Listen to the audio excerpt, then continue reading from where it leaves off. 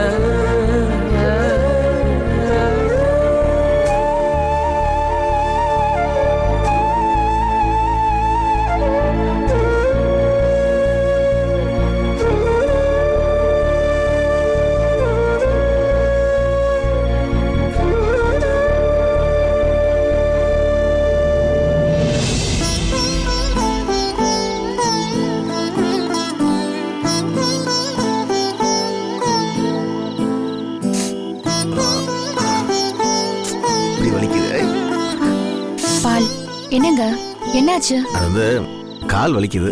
வலிக்குதா? ஏன் என்னாச்சு? எப்படி? இல்ல வலிக்க கூடாதே அதான் கேட்டேன். மாடிப்படி ஏறி வரும்போது கால் அப்படியே பிறண்டுருச்சு. சுருக்கு பிடிச்சிருக்குன்னு நினைக்கிறேன், அதான் வலிக்குது. மற்றபடி நீ கற்பனை பண்ற அளவுக்குலாம் பெரிய வலி கிடையாது திவ்யா. நான் என்னங்க கற்பனை பண்ணிக்கிட்டேன்? இல்ல நீ பயந்து வேற ஏதாவது பெரிய வலியோ நினைச்சுக்கோல்ல, அதான். சரி நான் பிடிச்சு விடுறேன், காமிங்க. வேண்டாம் வேண்டாம், நீ எதுக்கு ஏன் கால்லாம் பிடிக்கிற? ஏங்க நான் பிடிக்க கூடாதா? பொண்டாட்டிங்கிறவ எதுக்கு இருக்கா? புருஷனோட வலியை தீக்கிறதுக்கும் அவரை பாத்துக்கிறதுக்கும் தானே.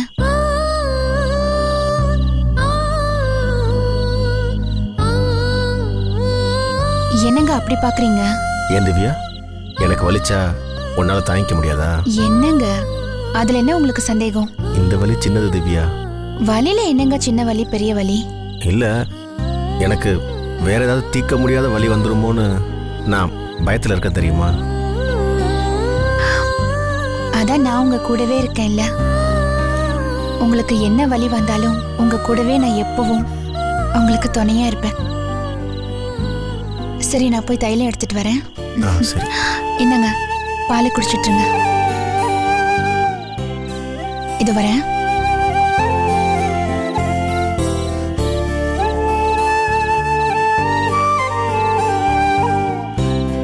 உன்னை பாசத்தோட ஏத்துக்கிறதா இல்ல பழுதுன்னு தள்ளுறதான்னு புரியல திவ்யா.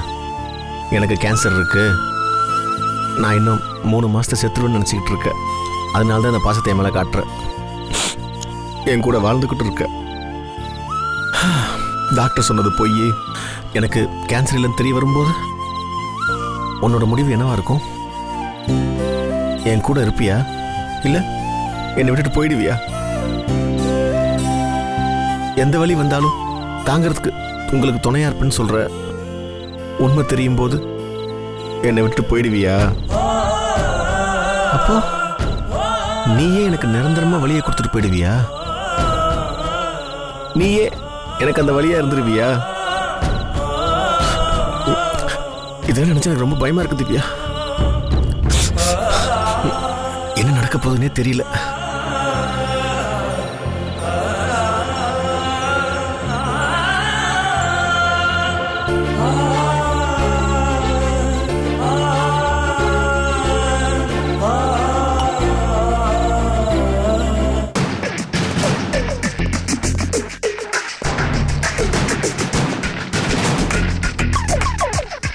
லேடிஸ் அண்ட் ஜென்டில்மேன், ஒரு நிமிஷம்.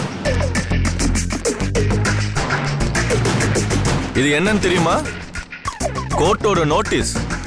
போன சனிக்கிழமை வரைக்கும் இங்க எம்டியா இருந்த ராஜா சங்கரோட கொடுங்கோல் ஆட்சி இந்த ஆபீஸ்ல முடிஞ்சு போச்சு.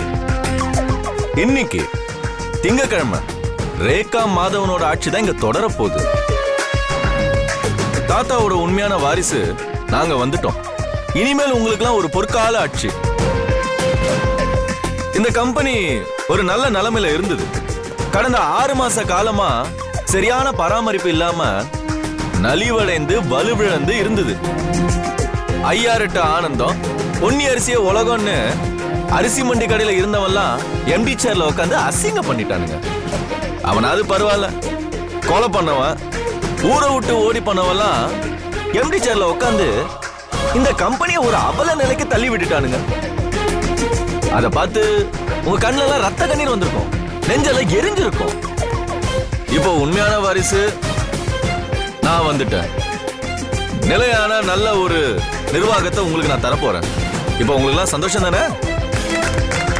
ஆஹா ஆஹா, என்ன அருமையான ஒரு சத்தம். I like it.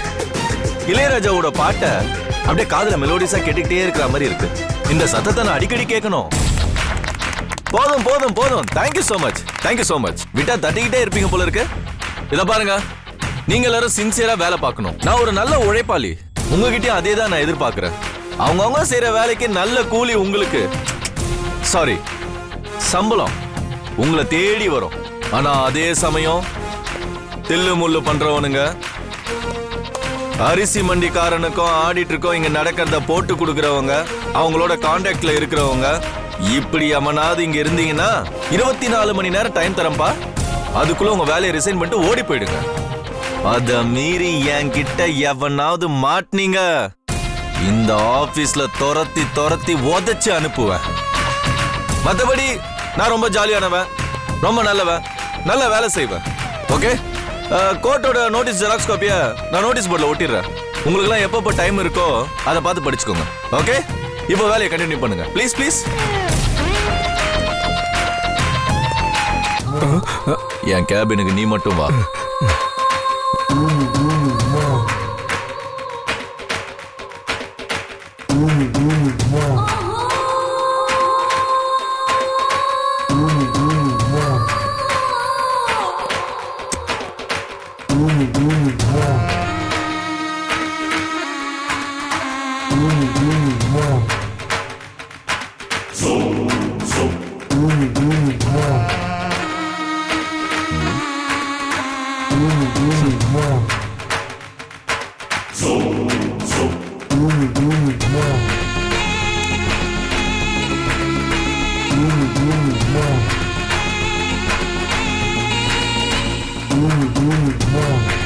எம்டி சீட்டு கிடைச்சாச்சு.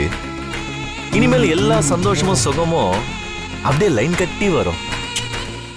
அனுபவிடா.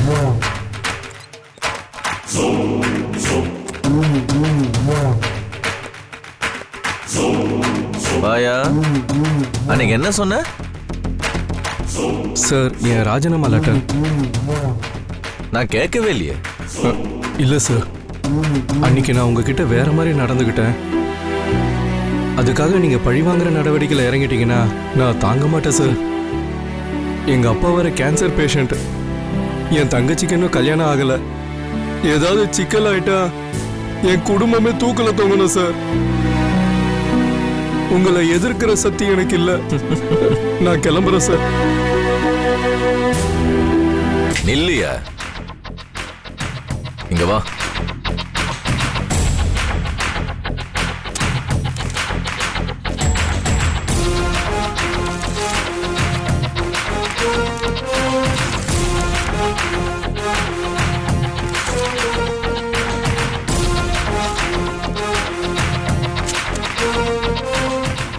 சார், உன் தன்மானத்தையும் தைரியத்தையும் நான் பாராட்டுறேன் சார்.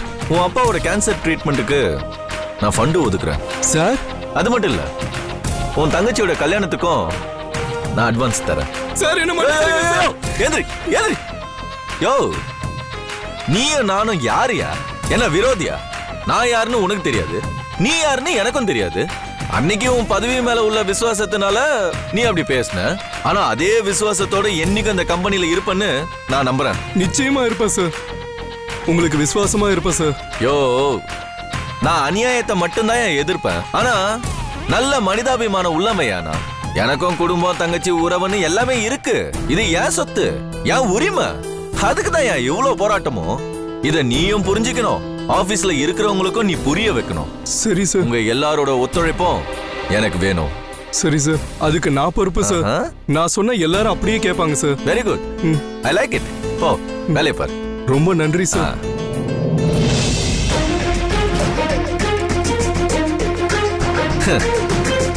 யார் யாருக்கிட்ட எப்படி பேசினா வேலையாகணும் இந்த மாதவனுக்கு நல்லா தெரியும்.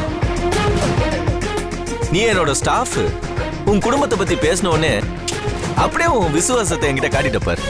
மாதவா, நீ கில்லாடிடா. எவனோ வாழ்த்து சொல்ல கூப்பிடுறான். ஹலோ. டேய் மாதவா, உனக்கு என்னோட ஆழ்ந்த அனுதாபங்கள். ஏய், யாரு? இந்நேரம் எம்டி சேர்ல உட்கார்ந்துருப்ப. உன் கனவு பழிச்சுது, ஜென்ம சாபல்யம் அடைஞ்சதுன்னு புலகாங்கித அடைஞ்சிராத. டேய், ஏன்டா சிரிக்கிற? யாரா நீ? நீ அந்த எம்டி சேர்ல உட்கார்ந்துருக்க காரணமே நான் தான்டா.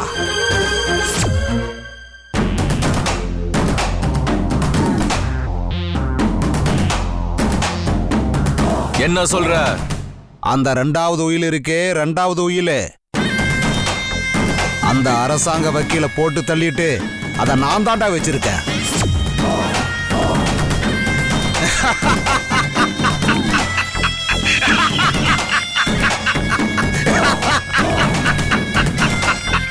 பிரைவேட் நம்பர்னு இருக்கு.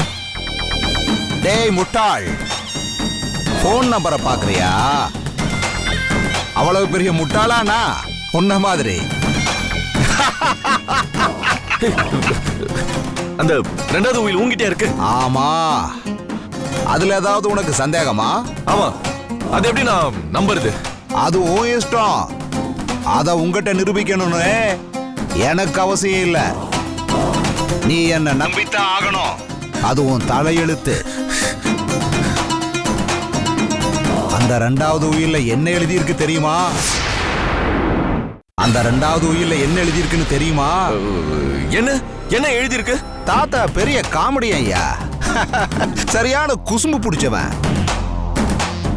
சொந்த பேத்தின்னு பார்க்காம பேத்திய கல்யாணம் பண்ணவன்னு உன்னையும் பார்க்கல. ரத்த சம்மந்தத்தை கூட மதிக்கல. 2வது உயில்ல கூட உனக்கோ அவர் பேத்திக்கோ சொத்துல ஒரு பைசா கூட எழுதி வைக்கல.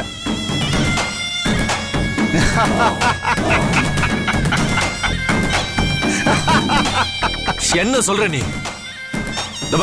இந்த விஷயத்துல விளையாடாத. நான் இந்த உயிரை வெளியே விட்டேன்னு வச்சுக்க, இந்த ஜென்மத்துல தாத்தா சொத்து உனக்கு கிடைக்கவே கிடைக்காது. ஏய் ப்ளீஸ் ப்ளீஸ் ப்ளீஸ், அப்படி எதுவும் பண்ணிடாத. உன் கால்ல வேணா விழுறா, உன்னை கெஞ்சி கேக்குறேன். அதான் விடலையே. உனக்கு சாதகமா தானே நடந்துகிட்டு இருக்கேன். நீங்க யாரு சார்?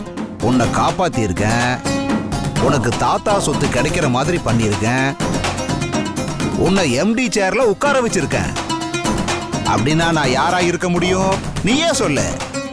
நீங்க தெய்வம் சார். அப்ப நீ என்ன தெய்வம்னே கூப்பிடு. நானும் அந்த பேரையே வச்சுக்கிறேன். இந்த தெய்வத்துக்கு உன்னால பல காரியங்கள்ல ஆக வேண்டியது இருக்கு. அதனால அப்பப்ப இந்த தெய்வம் அசரீரி மாதிரி போன் பண்ணி சொல்லும். அந்த காரியத்தை எல்லாம் நீ பண்ணணும். சரி சார். என்னது? தெய்வமே. சரிங்க தெய்வமே. அது நீ என்ன தெய்வம் தெய்வம்னு சொல்லிட்டு இருக்கிற வரைக்கும் அந்த கம்பெனி எம்டி சீட்ல நீ உட்காரலாம். நீ தான் எம்டி. தெய்வமே. கரெக்ட். நீ என்னைக்கு என்ன தெய்வம்னு சொல்ல மறக்கறையோ அன்னைக்கு அந்த எம்டி சீட்டை எம்டி பண்ணிட்டு நடைய கட்ட வேண்டியதுதான். அன்னைக்கு தான் தாத்தாவோட 2வது உயில வெளியே வரணுமா வேண்டாமான்னு அத நீயே முடிவு பண்ணிக்க.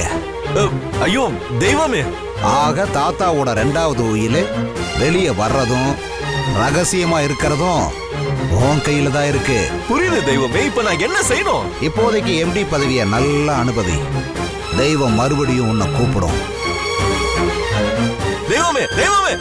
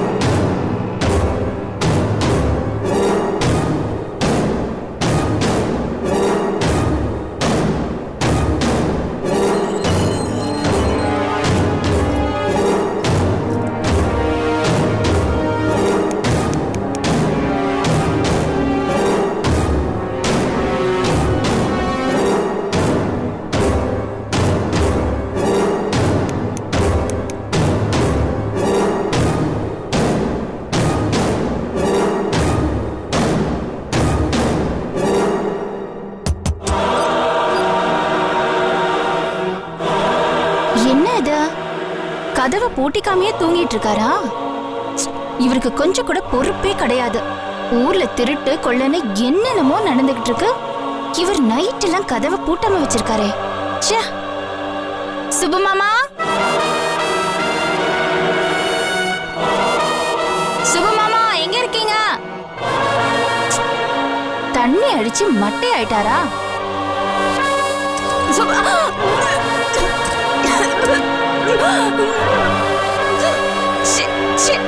ஒரே ட்ரிங்க் ஸ்மெல் இப்படி வருதே. கல்யாணம் பண்ணிக்கிட்டு நம்ம புள்ள வாந்தி எடுக்கணும்னு பார்த்தா இப்படி பிராந்தி வாசனையில வாந்தி எடுக்க வச்சிட்டாரே. ஐயோ மாமா,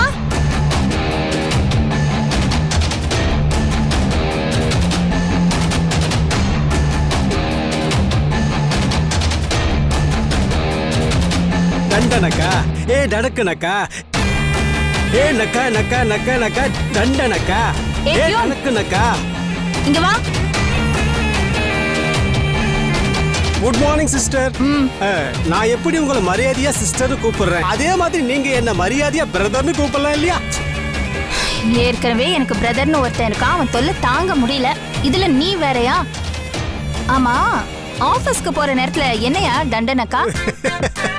ஆபீஸ் கிளம்புற நேரத்துல என் பொண்டாட்டி கூட சண்டை போட்டு வந்துட்டேன். சாயந்தரமா வா, உன்னை அப்புறமா வச்சுக்கிறேன் அப்படின்னு வான் பண்ணி அனுப்பிச்சிருக்கா. நிச்சயமா எனக்கு சாயந்தரம் தண்டனக்கா தான். அதுக்கு தான் சிச்சுவேஷனுக்கு ஏத்த மாதிரி. சரி, உன் புராணம் எல்லாம் வேண்டாம். நீ சுப்பு சார பாத்தியா? ஏய், வீட்ல இல்லையா? நைட்டு பூரா கதவு திறந்தே இருக்கு. அவரை இப்ப ஆளை காணோம், அதான் கேக்குறேன். அப்படின்னா நேத்து நைட்டு பூரா சுப்பு சாரு வீட்லயா? வாய் ஜாஸ்தி ஆயிடுச்சு. ஏய், பல்லு உடைச்சிருவேன். ராஸ்கல், பல்லு பாரு, ஹார்மோனிய கட்ட மாதிரி. சுப்பு சார பாத்தியா இல்லையா?